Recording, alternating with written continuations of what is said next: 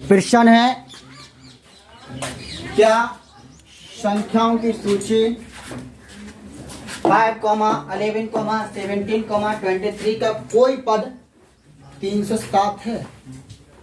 कोई पद 307 है, 301 है। तो पद कौन सा दे दिया? 301। एन सॉल्यूशन हाँ, तो एन बराबर बेलो बेटा कितना दे दिया? 301। सार्वंतर देखो, क्या ये सीरीज हमारी एपी में है? अगर एपी में है तो सार्वंतर डी निकालो। सार्वंतर डी बेटा क्या कहता है? दो पद निकालो, बहुत होता है, अंतर्गत समान है तो समांतर श्रेणी में हो जाएगी। ठीक है, दूसरा पद मानस का, पहला पद बोलो भैया कितना आ गया? 6। फिर दूसरा निकाल लो, बोलो 17 माइनस का 11 इज इक्वल टू 6। सीरीज हो गया। अब देखो पहला पद आपका कितना हो गया? A1 is equal to 5। एक सामान्य आपको फॉर्मूला बताया होगा, AN is equal to A1 plus N minus का 1 इंटू वैल्यू लगा दो, कुछ नहीं रहा। AN 300, N बराबर कितना लगा हुआ है? 301 इज इक्वल टू A1 कितना है? 5 प्लस का N कितना है? 301 माइनस 1 300। एक मिनट इंटू डी की वैल्यू कितनी है? 6। डी की वैल्यू कितनी है? 6 है। यहाँ पर n की वैल्यू निकालनी पड़ेगी।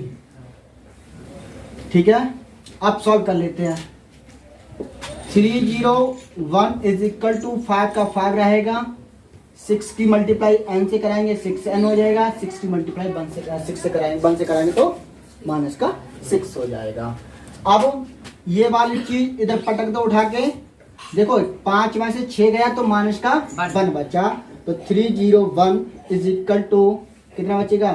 6n माइनस का 1। ये इधर उठा के ले आओ तो कितना हो जाएगा? प्लस का हो जाएगा, तो 301 प्लस का 1 इज इक्वल टू 6n। ये कितना हो जाएगा? 302 इज इक्वल टू 6n। अब देखो, अब n बराबर यहाँ लिख देता हूँ, हो सकता है वो उसमें नहीं आए, 302 अपॉन 6। ठीक है, ये n इसके बटे खुद पहुंच गया। 2 के 1 जा 2, 2 5 जा 10, 2 1 जा 2, 2 3 जा 6, तो n इज इक्वल टू कितना आ गया? 151 अपॉन 3। n की वैल्यू कितनी आ गई? 151 अपॉन 3।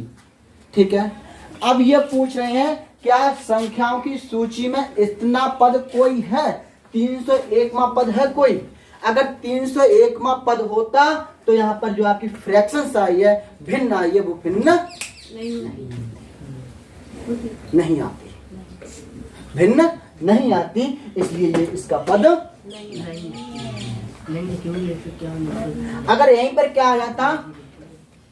153 आता तो 3 5 15, 3 एकम 3, 51 आ जाता, तो 51 इसमें नंबर आ जाता तो है। हाँ, ठीक है। अब यहाँ पर कितना ना 153 बना, इसलिए इसमें पद नहीं है। और ये 2000 आपको 22 में पूछा गया था यूपी बोर्ड में।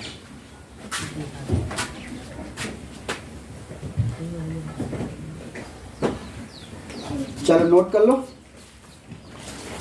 अगर पूछना चाहते हो तो कुछ पूछ लो। चलो, समांतर श्रेणी, समांतर श्रेणी, तो ये तो हम बता चुके हैं समांतर श्रेणी।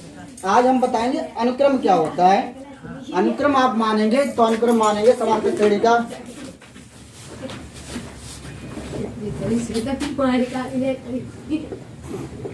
अनुक्रम आपको मानना पड़ेगा।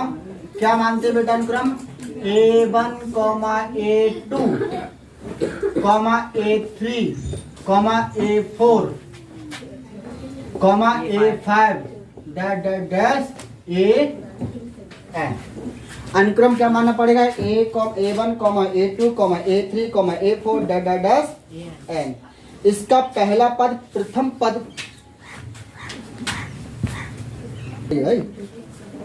चलो अब इसका पहला पद को आप छोड़ के दूसरा पद, जैसे मैंने कल आपको मतलब प्रीवियस वीडियो में बताया था क्या कि पहला पद को छोड़कर दूसरा पद आप ज्ञात कर सकते हैं, जितने चाहे उसमें नंबर ऐड कर सकते हैं।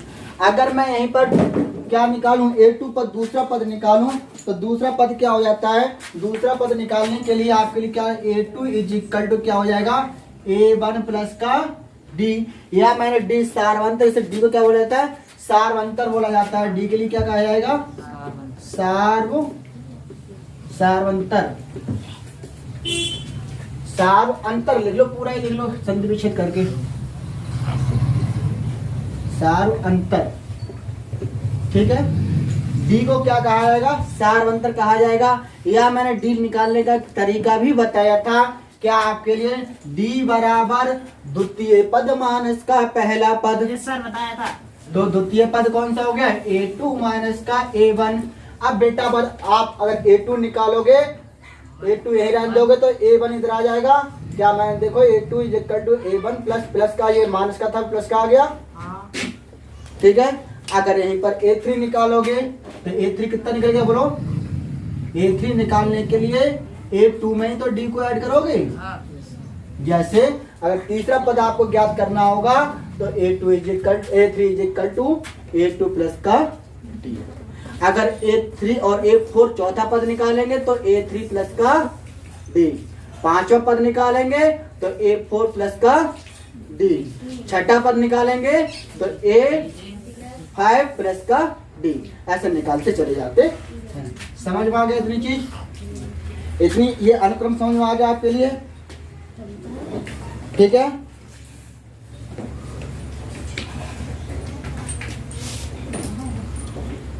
तो अगर आपको यहीं पर nवा पद निकाल के लेके आए, क्या nवा पद निकाल के लेके आए तो an इज इक्वल टू क्या हो जाएगा, an इज इक्वल टू होता है A1 प्लस n माइनस का 1 इंटू डी।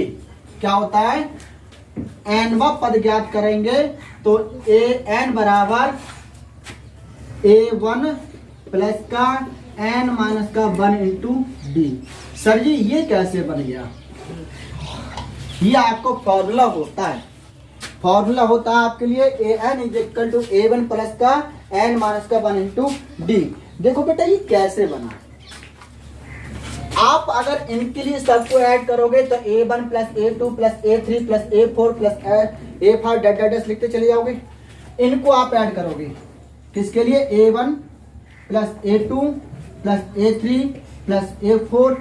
अब ये देखो आप यहाँ पर क्या D सब में ऐड कर रहे हैं, D सब में ऐड कर रहे हैं, आपने D को क्या कर दिया कॉमन कर दिया।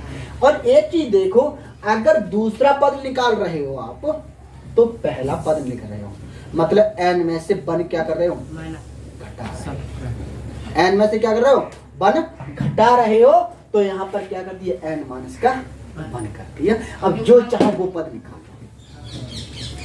मैंने बोला A1 को पद को छोड़ दो, A2 का पद निकालोगे, देखो A2 is equal to A1 plus का D हो गया।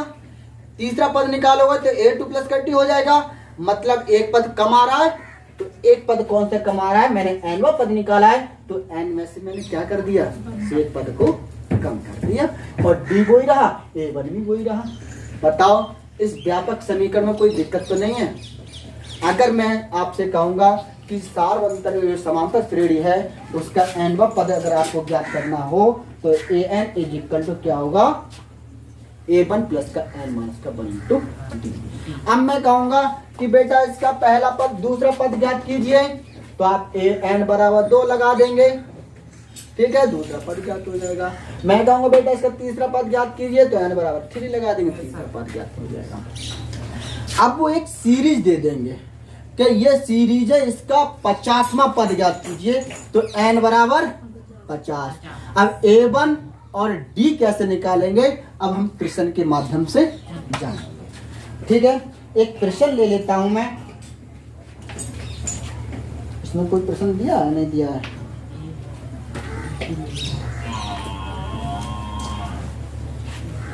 थोड़ा समय लगेगा ढूंढने में। मैं ड्रेस की ज्यादा कर लेगा रे, वैसे ना जैसे हर चीज से देखो एक एपी सीरीज दी गई है बेटा, एपी सीरीज है 2, 7, 11, 12। क्वेश्चन है आपका, एपी सीरीज दी गई है क्या 2, 7, 12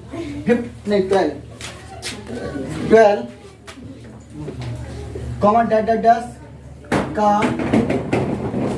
पद ज्ञात कीजिए। कौन सा? का 10वां पद ज्ञात कीजिए। बेटा हम कौन सा पद पूछ रहे हैं? ये 10वां पूछ रहे हैं। कौन सा पद पूछ रहे हैं? अच्छा, एनवा पद का फॉर्मूला क्या बताया था सर ने अभी? एनवे सीरीज का एपी का अगर एनवा पद निकालना हो तो बोला था कि N is equal to A1 plus N minus 1 into D. N minus 1 क्यों आया था? कि अगर दूसरा पद निकालोगे तो पहला घटा के एक कम करके निकालते हो, इसलिए N माइनस का 1। अब N बराबर कितना? 10 लगा दो तो A10 इज इक्वल टू, अब इसमें A1 कौन सा होगा? पहला पद में लिखा चुका हूं, तो A1 कितना हो गया? 2। ऐसा करो, अभी मत लिखो, यहाँ A1 में लिख लेता हूँ। A1 इज इक्वल टू कितना हो जाएगा? 2। अब D मैंने बोला था बेटा, D क्या बोला था? दूसरे पद में से पहला पद घटा दो। दूसरा पद कौन सा है आपका? दूसरा पद कौन सा है? और पहला पद 2 कितना हो गया? 5। D इज इक्वल टू कितना आ गया? अब ऐसा कोई मुंडा रह गया जिसकी वैल्यू नहीं मालूम हो? सबकी वैल्यू मालूम है। अब आंसर निकाल लेते हैं, कौन से का? 10वें पद का। तो A10 बेटा देखो, अब अंतर इतना ही आएगा, 12 में से 7 को घटा दो, कितना बचेगा? 5। ठीक है, अब लगा दो। A1 की वैल्यू कितनी है? 2। N की वैल्यू बेटा बोलो, N की वैल्यू कितनी निकल के आई थी? 10। N की वैल्यू कितनी है? माइनस का 1। D की वैल्यू कितनी निकल के आई है? 5। अब क्या रह गया? जोड़ घटाना रह गया। 10 में से 1 गया, 9 बचा, 5 हो गया, 2 प्लस 9 पंजे 45 हुआ, और 45 में 2 को ऐड किया, 45 हुआ। A10 इक्वल टू कितना आया? 47। एक मिनट और सुन लो। अब आपको ये सीरीज यहाँ पर लिख दिया, समांतर सीरीज। ये क्या मतलब क्या होता है? समांतर सीरीज, अल्टरनेट सीरीज। ठीक है, अर्थमेटिक प्रोसेस क्या होता है? एपी का अर्थमेटिक प्रोसेस या समांतर श्रेणी। समांतर श्रेणी बेटा इसमें लिख दिया है समांतर श्रेणी।